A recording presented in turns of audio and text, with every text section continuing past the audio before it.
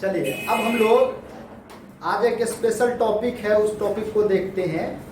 ये टॉपिक है आपका वैद्युत द्विध्रुव, जिसको इंग्लिश में हम लोग इलेक्ट्रिक डायपोल के नाम से जानते हैं। किसके नाम से जानते हैं? इलेक्ट्रिक डायपोल के नाम से जानते हैं। ये इलेक्ट्रिक डायपोल क्या होता है? एक प्रकार का अरेंजमेंट होता है, एक प्रकार का व्यवस्था होता है। क्या होता है?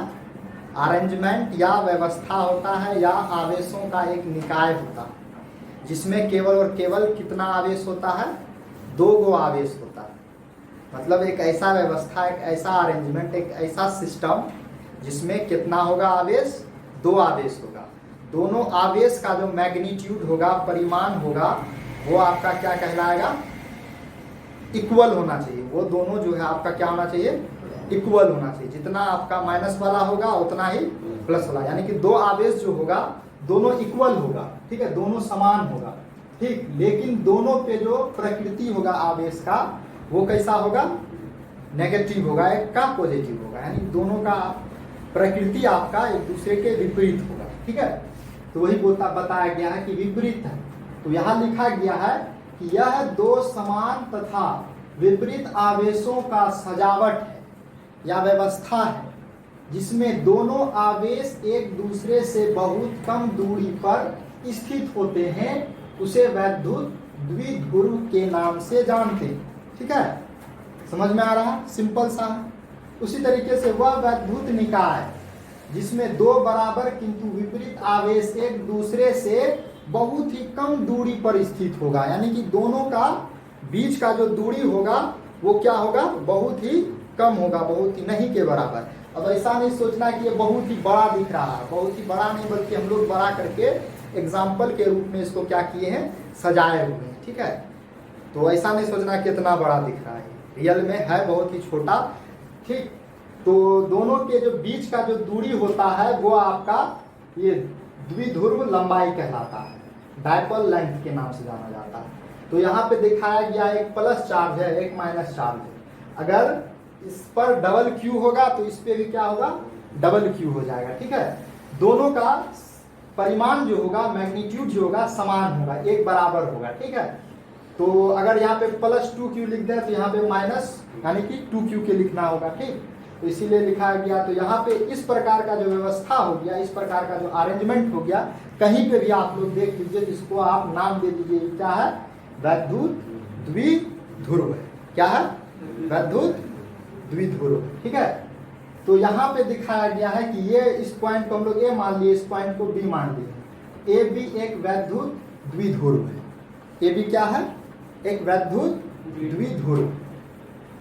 तो इसका व्यवहारिक उदाहरण क्या हो सकता है कि ऐसा कहाँ पे, ऐसा व्यवस्था, ऐसा सजावट कहाँ पे पाया जाता है?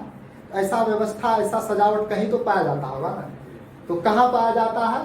तो अणु में पाया जाता है। हम लोग जानते हैं कि जो परमाणु होता है, वो परमाणु क्या करता है? क्या करता है ना? आपस में क्रिया करके अणु का निर्माण करता है, ठीक है। तो यहाँ पे दिखाया गया कि अणु जो 2 या 2 से अधिक परमाणुओं से मिलकर के बना होता है, वो वैद्युत द्विध्रुव के एग्जाम्पल होते हैं, ठीक है। अणु हो गया ये, जैसे NH3 है आपका अणु हो गया, CH4 है ना, CO2, H2O, ये सभी अणु है। और इसमें जो आपका N है, H है, वो आपका परमाणु, ठीक है, एटम है।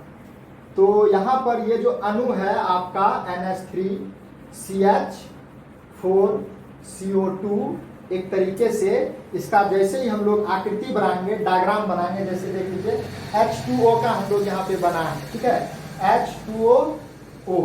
तो यहाँ पे O पर क्या होता है? -2 आवेश होता है। जो आवेश होता है उस पर कितना होता है? ऑक्सीजन पे हम लोग इसका पढ़े हैं, परमाणु संख्या कितना होता है? हाँ, परमाणु संख्या इसका 8 होता है, ठीक है। तो इस पे जब हम लोग इसका संयोजकता भी जानते हैं, क्या होता है?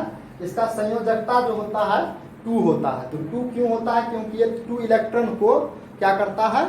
खोता है, ठीक है, या लेता है। तो यहाँ पे जो O-2 हो गया है, H प्लस हो गया है, H प्लस हो गया है। अब देखिए जितना चार्ज इस पे है उतना ही चार्ज इस दोनों में है, ठीक है।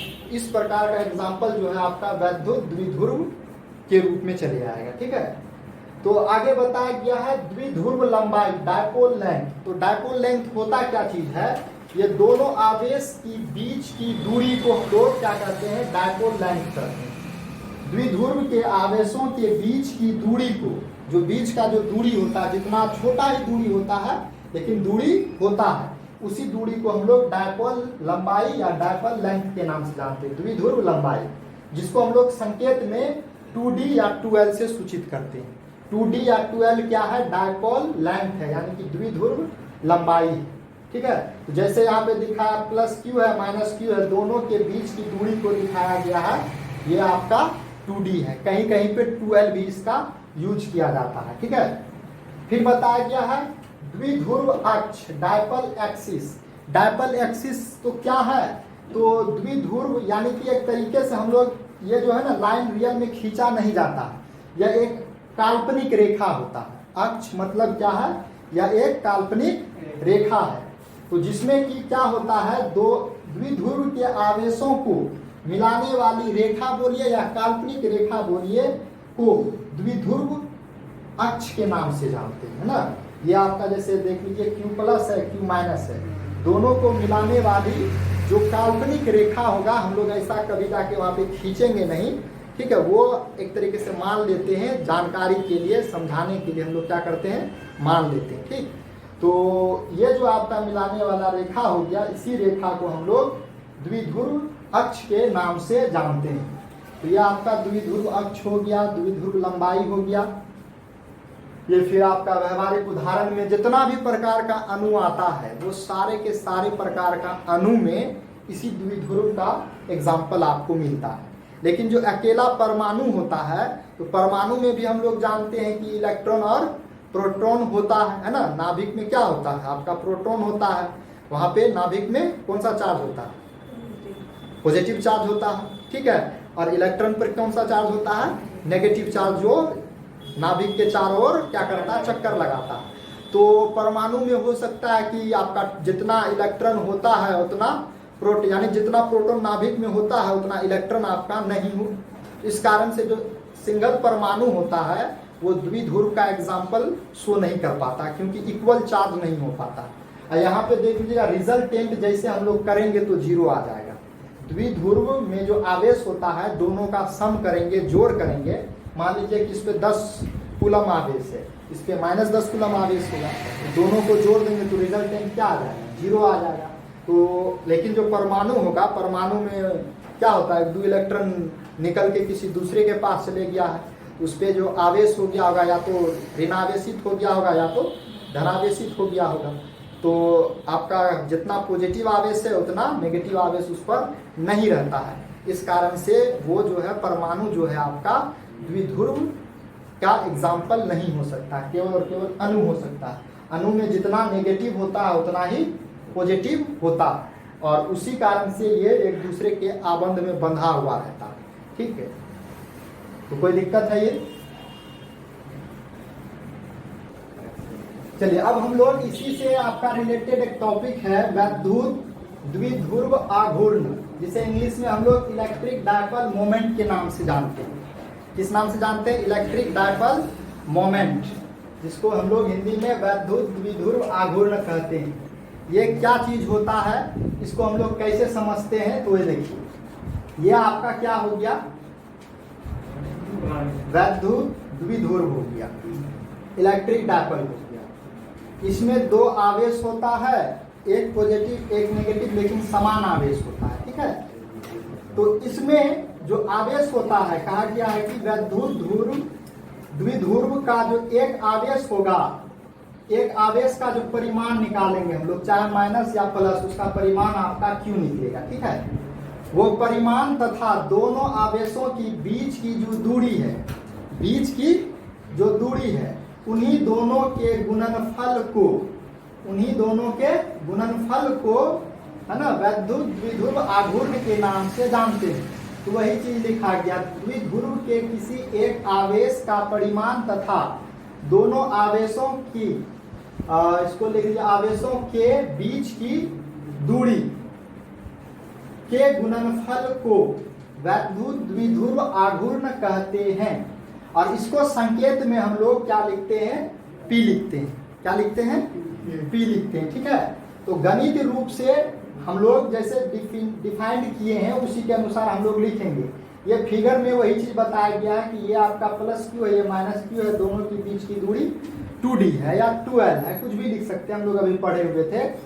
तो इसको सिंबल में हम लोग p लिखते हैं, तो p बराबर क्या हो जाएगा, है ना, q into T 2d, q into 2d या 2l, कुछ भी हम लोग लिख सकते हैं। तो ये आपका वैद्युत द्विध्रुव आघूर्ण का फॉर्मूला हो गया। इससे हम लोग सवाल भी बनाएंगे और सवाल पूछा भी जा सकता है इससे आधारित, तो ये याद रहना चाहिए हमेशा।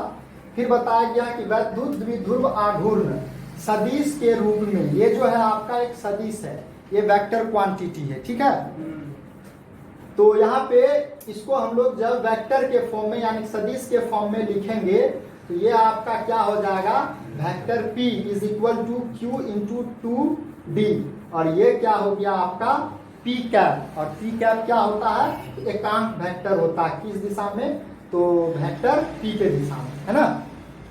तो एकांक वेक्टर हो गया, यानी कि ये दिशा का काम करता है, ये दिशा बता रहा है, और ये हो गया परिमाण हो गया। इसका SI मात्रक क्या होगा, तो q का क्या होता है, कूलम आवेश है, ये 2d का लंबाई, ये क्या है, डिस्टेंस है, डिस्टेंस का क्या होता है, मीटर होता है। तो ये आपका कूलम मीटर, SI क्या हो जाएगा, मात्रक हो जाएगा, और विमीय सूत्र क्या हो जाएगा, LTA हो जाएगा। कूलम का होता हम लोग जानते हैं AT होता है, और M क्या है आपका, दूरी है, लेंथ है, इसका क्या हो जाएगा, L हो जाता है ना। तो इसी को सजा करके लिख दिया गया LTA। ये आपका विमीय सूत्र हो गया, SI मात्रक समझ में आ गया, वैद्युत द्विध्रुव आघूर्ण क्या चीज होता है वो समझ में आ गया है। जो द्विध्रुव पढ़े हैं, द्विध्रुव से ही रिलेटेड आपका ये इलेक्ट्रिक डायपोल मोमेंट आता है। तो इलेक्ट्रिक डायपोल मोमेंट क्या है, तो ये आपका एक प्रोडक्ट है, और हम लोग अगर इसको और स्पेशल तरीके से डिफाइन करेंगे तो हम लोग को डिफाइन करने के लिए डॉट प्रोडक्ट और क्रॉस प्रोडक्ट का इस्तेमाल करना होगा, जो कि हम लोग डॉट प्रोडक्ट भी हम लोग शायद पढ़े होंगे 11th क्लास में, कि किसी भी जो कोई वेक्टर होता है, ये vector A dot vector B को इस तरीके से लिखते हैं, ठीक। और जो क्रॉस प्रोडक्ट होता है vector A cross vector B के क्रॉस में हम लोग लिखते हैं। इसके बारे में इस तरीके से भी हम लोग डिफाइन कर सकते हैं। यहाँ पर जो है वेक्टर फॉर्म में ये क्रॉस का ही प्रोडक्ट में आ जाता है एक तरीके से, ठीक है। तो इस तरीके से हम लोग वैद्युत द्विध्रुव आघूर्ण इलेक्ट्रिक डायपोल मोमेंट के भी बारे में क्या कर लिए, जान लिए, ठीक है।